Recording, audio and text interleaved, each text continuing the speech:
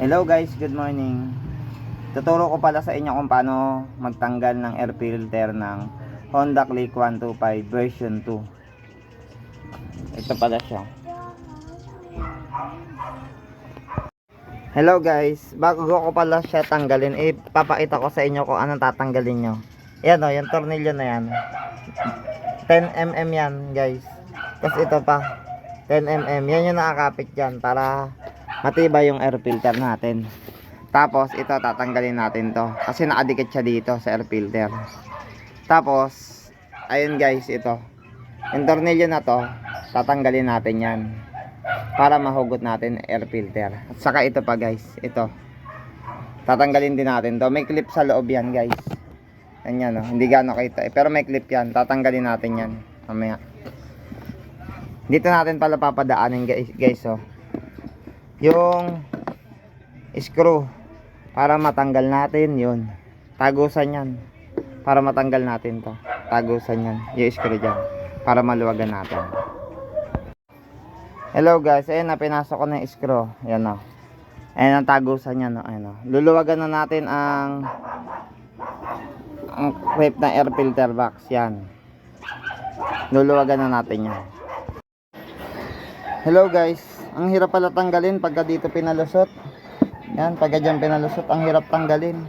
Kaya ginawa ko, tatanggalin ko ng upuan. Tinanggal ko to, yung tornilyo dito, kabila, tapos yung tornilyo doon. Tapos yung tornilyo dito, isa. Tapos yan, ito nilawagan ko na rin para hindi tayo mahirapan. Ayan, may tornilyo din yan, tinanggal ko. Tapos tatanggalin natin tong clip na to. Saka ito, may nakasabit yan oh. Tanggalin natin para mabunot natin yung upuan. Yan. Ngayon guys.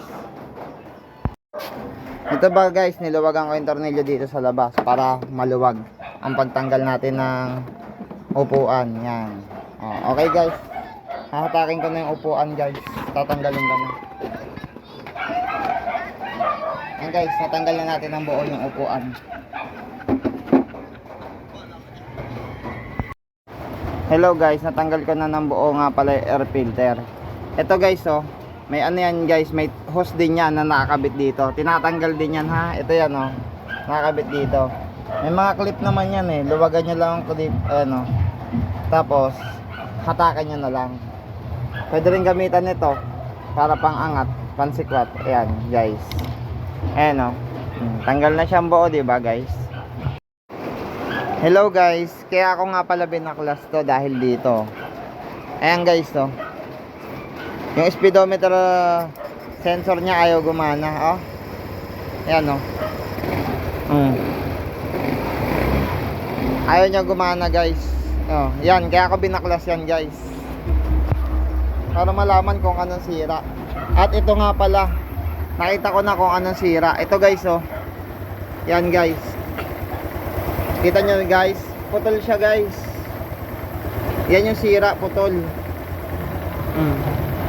Kadalasan napuputol yan sa Honda Click version 2. Napuputol yan. Binalatan ko yan guys oh, para makita kung nasa yung sira. Eh nakita ko guys, putol siya oh. Kaya ayaw gumana ng speedometer sensor. Ito yung sensor nya. Yan. Hindi mo maano yan guys kasi bihirang-bihira lang masira yung ganito. Kaya pag hindi na gumana yan, ibig sabihin yung wiring talaga sira.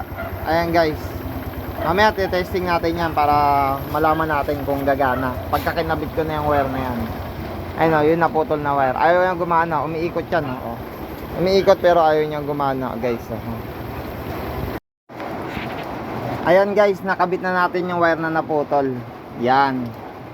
Ayan o, kinabit na natin. Mamaya tape natin yan. Tapos aayusin natin pagka-tape para hindi agad masira. Ayan guys so. Testing natin ngayon kung umokay na siya. Ayan guys. Papaanda rin natin guys ha. Ayan guys, umokay na siya guys. Gumagana na ulit oh. Gumagana na ulit guys oh. Yun lang pala yung nasisira guys. Ngayon pagka nasira yung speedometer nyo, alam nyo na gagawin nyo guys kung ano yung mga babaklasin nyo. Ayan guys oh. Gumagana na siya dahil dito lang pala. Yan. Kung okay guys. Ayun na, gumagana na siya guys. Hello guys. Parang pala matanggal niya yung speedometer sensor cover. Ito pala yung tornilyo niya, no. Alin yan. Ito pantanggal niya, no. Yan yung tornilyo, tapos may tornilyo dito. Para matanggal niya yan guys, may clip pa dito yan. Ayan, no. Kailangan ano yan, parang ano lang yan, stick lang na nakaagano, no. Tayo, iikot mo lang ng konti ito para mabunot yan. Yan guys. Ayan guys, parang wala nangyari. Nabalik na natin sa maayos yung wire na naputol. Oh. Ayan na yun guys, oh. Finished product. Kung nagustuhan nyo guys ang aking video, paki-follow naman ako. Tapos paki-share na rin, pa-like. Salamat guys. Thank you for watching.